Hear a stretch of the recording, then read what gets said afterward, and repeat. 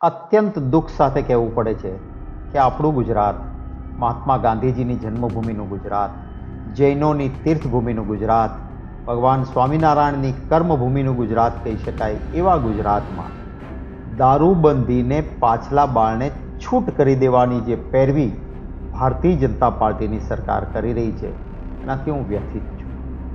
દારૂબંધી છે એના કારણે જ ગુજરાતનો વિકાસ, શાંતિ અને એકલાસ છે. આપણા ગુજરાતમાં દારૂબંધી હોવાના કારણે રાત્રે 2 વાગે કે 3 વાગે એક દીકરી દાંડિયા રાસમાંથી નવરાત્રિ દરમિયાન એકલી સ્કૂટર કે રિક્ષામાં બેસીને ઘેર જઈ શકે છે. આપણા ગુજરાતમાં દારૂબંધી છે એટલા માટે બહારથી ઉદ્યોગપતિઓ આવીને ઉદ્યોગો નાખે છે, કારણ કે જાણે છે કે મજદૂર એ દારૂના અવળા રસ્તે નહીં જાય, કારીગર, કામદાર કે મહેનત કરનારો વ્યક્તિ એ અવળા રસ્તે નહીં જાય અને એટલુંનો આઉટપુટ સારું મળશે. કોંગ્રેસની સરકાર હતી, આખા દેશમાં સૌથી વધારે કાગળ પરના એમઓયુ નહીં, સાચું મૂડીરોકાણ કોઈ એક રાજ્યમાં સૌથી વધારે આવ્યું તો એ ગુજરાત હતું. એ 1992નો સમય ક્યારેય ન ભૂલી શકાય. એશિયાની સૌથી 2 મોટી રિફાઇનરીઓ, એકબીજા સાથે ધંધાકીય સ્પર્ધાવાળી રિફાઇનરીઓ, એ એસઆર અને રિલાયન્સ એ જામનગરમાં આવી. જનરલ મોટર્સનું કારખાનું આવ્યું. આખો એક મોટો ઇન્ડસ્ટ્રીયલ કોરિડોર બન્યો, કારણ કે ગુજરાતમાં દારૂબંધી. ગિફ્ટ સિટીમાં, જે શહેરનું નામ મહાત્મા ગાંધીજી સાથે જોડાયેલું, એ ગાંધીનગરના ગિફ્ટ સિટીમાં દારૂ પીવાની છૂટ. ત્યાં રેસિડેન્શિયલ એરિયાઝ પણ છે. કઈ પ્રકારે થઈ શકશે? કોઈ માણસ દારૂ પીધેલો પકડાય, કહી દે કે હું તો ગિફ્ટ સિટીમાંથી આવું છું એટલે છૂટ. આખા ગુજરાતમાં પોલીસના હપ્તા રાજથી હલકી કક્ષાનો અથવા તો બહારથી આવેલો દારૂ બેફામ વેચાય છે, એને કંટ્રોલ કરવો જોઈએ. આ હપ્તા પદ્ધતિ બંધ થવી જોઈએ. મારા ગુજરાતનો યુવાન એની બુદ્ધિમત્તા, એનું કૌશલ્ય એ અમેરિકા, ઇંગ્લેન્ડ કે આફ્રિકામાં જઈને ત્યાંના લોકો કરતાં વધુ પ્રભાવશાળી બનીને પ્રસ્થાપિત થયો હોય. માત્ર મજદૂરી કરવા ગયેલો વ્યક્તિ ત્યાં મોટેલનો માલિક બને છે. આ બુદ્ધિમત્તા એ ગુજરાતના યુવાનની છે. અને તમે દારૂના રવાડે ચડાવીને, દારૂની છૂટ આપીને કઈ દિશામાં લઈ જવા માંગીએ છીએ? તમામ મારા વાલા ગુજરાતીઓને વિનંતી કરીશ કે આપ વિચારજો, અને આ વાત મારી યોગ્ય લાગતી હોય તો આ ભારતીય જનતા પાર્ટીને સદબુદ્ધિ મળે એ માટે આપ પણ પ્રયત્ન કરજો કે આ રીતે પાછલા બાળને દારૂબંધી હટાવીને દારૂની છૂટ ગિફ્ટ સિટી ગાંધીનગરમાં આપવાનો જે નિર્ણય કર્યો છે એને મુલતવી રાખવામાં આવે. આ ગાંધીનું ગુજરાત છે. 1960માં ગુજરાતની સ્થાપના થઈ ત્યારથી આજ દિન સુધી ગુજરાતની જે પ્રગતિ થઈ છે, જે સમૃદ્ધિ છે, જે શાંતિ અને સલામતીનું વાતાવરણ છે, એની પાછળ દારૂબંધીના કાયદાનું ખૂબ મોટું યોગદાન રહ્યું છે. આખા ગુજરાતના લોકો ધંધા વેપાર માટે આખા વિશ્વમાં જાણીતા છે. વર્ષોથી ગુજરાતમાં અનેક નાના મોટા ઉદ્યોગો આવ્યા, ધંધા વેપાર ખૂબ ફૂલ્યા ફાલ્યા અને આપણે સમૃદ્ધિ અને પ્રગતિ તરફ આગળ વધ્યા. પણ આટલી બધી સરકારો આવી, ક્યારેય કોઈ એવું ના વિચાર્યું કે ધંધા વેપારને આકર્ષવા માટે આપણે દારૂની છૂટ આપવી જોઈએ. આ પહેલી ડબલ એન્જિન સરકાર આવી કે જેણે છેલ્લા 3 દાયકાથી ભાજપના શાસનમાં હપ્તાખોરીની નીતિને કારણે ઠેર ઠેર દારૂ, જુગાર, ડ્રગ્સની બદીઓ તો વધવા દીધી, પણ હવે ખુલ્લેઆમ દારૂ પીવાની છૂટ આપવામાં આવે છે. અને એ પણ ક્યાં? ગાંધીજીના નામ પરથી ગાંધીનગર નામ પડ્યું, રાજ્યની પાટનગર, અને એની સરહદ પર ગિફ્ટ સિટીમાં ધંધા વેપારને આકર્ષવા માટે હવે દારૂની પરમિટો અપાશે, છૂટ અપાશે, ખુલ્લેઆમ દારૂ પીવાશે. એનાથી શું ઉદ્યોગો આવશે? એનાથી શું વધારે વેપાર થશે? ના.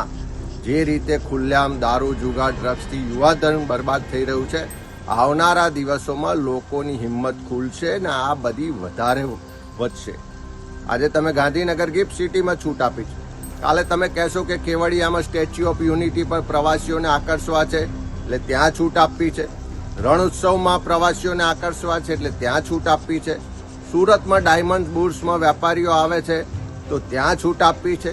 ધીમે ધીમે કરતા પાટલા બારણે આખા ગુજરાતમાંથી દારૂબંધી હટાવવાનું એક વ્યવસ્થિત જે આયોજન છે એના ભાગ સ્વરૂપે આ ગિફ્ટ સિટીનો નિર્ણય લેવાયો છે.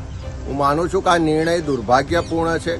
આવનારા સમયમાં ગુજરાતની યુવા પેઢી તો બરબાદ થશે, પણ ગિફ્ટ સિટીમાંથી દારૂ પીને નીકળનારો વ્યક્તિ રસ્તામાં ક્યાંક એક્સિડન્ટ કરશે, કોઈના ઘરે જઈને ઘરેલું હિંસા કરશે, તમામ રીતે બહેન દીકરીઓની જે સલામતી છે એ પણ જોખમાં છે.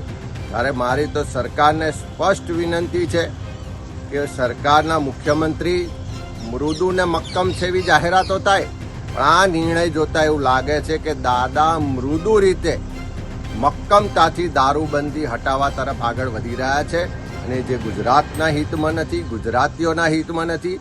અને એક એક ગુજરાતીને વિનંતી કરું છું કે આ સરકાર આર્થિક આવકો વધારવા માટે, પોતાના મળતિયાઓને લાભ કરવા માટે ગુજરાતના ભવિષ્યને બરબાદ કરવા તરફ આ નિર્ણયો લઈ રહી છે.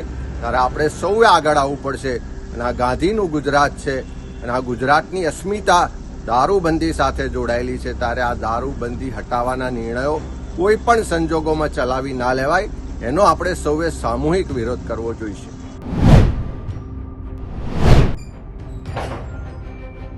ગાંધીના ગુજરાતમાં ભાજપ સરકારે ન માત્ર ગાંધીનું પરંતુ આખા ગુજરાતીઓનું અપમાન કર્યું છે.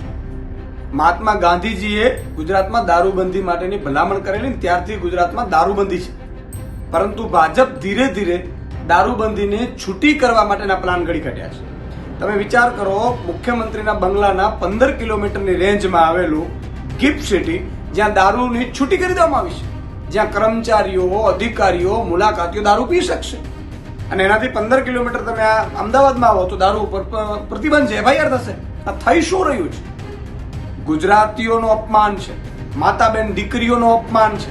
આજે ગુજરાતમાં દારૂની છૂટી ધીરે ધીરે આપવાની આજે ભાજપ સરકારની જે મનસા છે એ સાબિત કરે છે કે ભાઈ ભાજપ સરકાર હવે ધીરે ધીરે ગુજરાતમાં દારૂબંધી ઉઠાવવા માંગી રહી છે. આ ગુજરાતીઓનું અપમાન છે. આમ આદમી પાર્ટી એનો સખત વિરોધ કરે છે, અને જો પાછી નહીં લે તો આમ આદમી પાર્ટી આગામી સમયમાં આ મામલે આંદોલન પણ કરશે. જય હિન્દ, જય ભારત. સરકાર દ્વારા ગિફ્ટ સિટીમાં જે દારૂબંધીને હટાવવાનો જે નિર્ણય છે, ખૂબ જ શરમજનક નિર્ણય છે.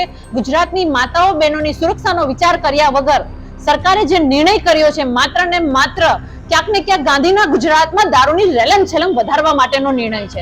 આટલા બધા નીતિ નિયમો છે, છતાં પણ આયે દિન દારૂ વેચાઈ રહ્યો છે, ઘરે ઘરે હોમ ડિલિવરી થઈ રહી છે, લઠ્ઠાકાંડો થઈ રહ્યા છે, કેટલી માતાઓ બહેનો માર ખાઈ રહી છે ઘરમાં જ્યારે દારૂ પીને કોઈ વ્યક્તિ આવતો હોય છે. ત્યારે આવી પરિસ્થિતિ વચ્ચે સરકારે થોડોક વિચાર કરવાની જરૂર હતી. એટલા માટે અમે સખત આ નિર્ણયનો વિરોધ કરીએ છીએ, અને સાથે સાથે અમે સરકારને કહીએ છીએ કે આ નિર્ણય ત્વરિત પાછો ખેંચો, નહીંતર આમ આદમી પાર્ટીનો મહિલા મોરચો, આમ આદમી પાર્ટી ગુજરાતની બહેનો દીકરીઓ વતી રોડ રસ્તા ઉપર આવશે. અમે આવેદનપત્ર આપીશું અને આનો સખત વિરોધ કરીશું, કારણ કે ગાંધીના ગુજરાતમાં દારૂબંધી છે, રહેશે અને હંમેશા રહેજે. આપણું સંસ્કારનું જે ગુજરાત છે, આ સંસ્કારી ગુજરાતમાં મહેમાનોના સ્વાગત દારૂથી નહીં થાય, એ આપણી પરંપરાઓથી થશે. અમારી માંગ છે.